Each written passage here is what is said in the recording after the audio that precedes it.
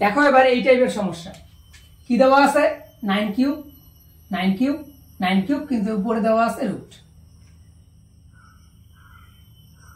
আমরা এইটাকে যদি এ এ এ ভাবি তাহলে 3a একবারও লিখতে পারি, বা আমরা এভাবেও করতে পারি 9 টু দি পাওয়ার 3 যদি কমন নেই 1 plus 1 plus 1 equal to 3 to the power x। 9 to the power 3 into 1 2 3 3 to the power 3, যেদিকে যাই না কেন 3টা 9 এর মাথায় আর কি এরকম আসলো। এ এ এ যদি ভাবি তাহলে 3a, একই রকম ভাবে যদি এটাকে কমন নিলাম 1 প্লাস 1 প্লাস 1, তার মানে 3 ইন্টু ওই যেটাকে এ ভাবছি ওটাই আসবে, তার মানে 3টা 9 এর কিউব এরকম আসলো। এইবার আমরা এটাকে যদি এরকম ভাবি 3টা 9 মানে তাই, মানে 9 cube, that means 9 into 9 into 9 into 3 equal to 3 to the পাওয়ার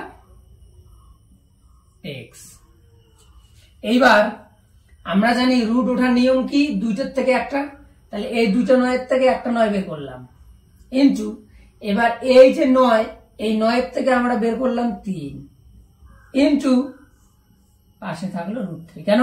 কারণ এইটার থেকে আমরা তো ওরকম আর পাচ্ছি না, মানে এইটার সাথে তো আর একটা 3 থাকলে বের করতে পারতাম, কিন্তু এটা তো একটাই। এই দুইটার থেকে একটা 9 আসলো, এই 9 এর থেকে 3 আসলো, আর এই 3 তো থাকতে মানে রুট তুলতে পারি নাই, তাই রুটটা হয়ে গেল 3 টু দি পাওয়ার x। যেহেতু এখানে সমান সমান আছে আমরা বা চিহ্ন দিব অবশ্যই।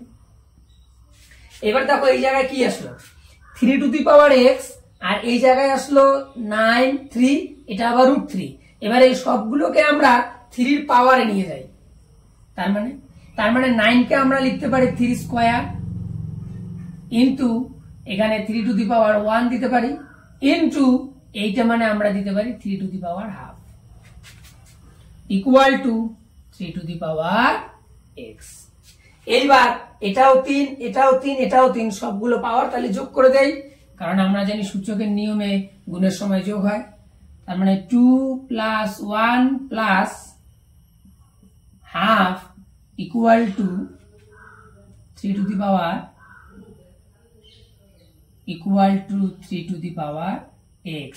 এটাও 3 এর পাওয়ার, এটাও 3 এর পাওয়ার, তার মানে আমরা বলতে পারি 2 প্লাস 1 করে দেই ওইটুকা, তাহলে 3 প্লাস হাফ ইকুয়াল টু হচ্ছে x, কারণ আমরা জানি এইটা এটা সমান হলে এইটা আর এটা সমান হয়।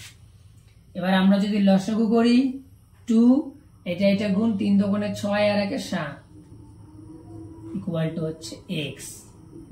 This implies x equal to 3.5, কারণ আমরা 2 দিয়ে 7 কে ভাগ করা মানে 3.5।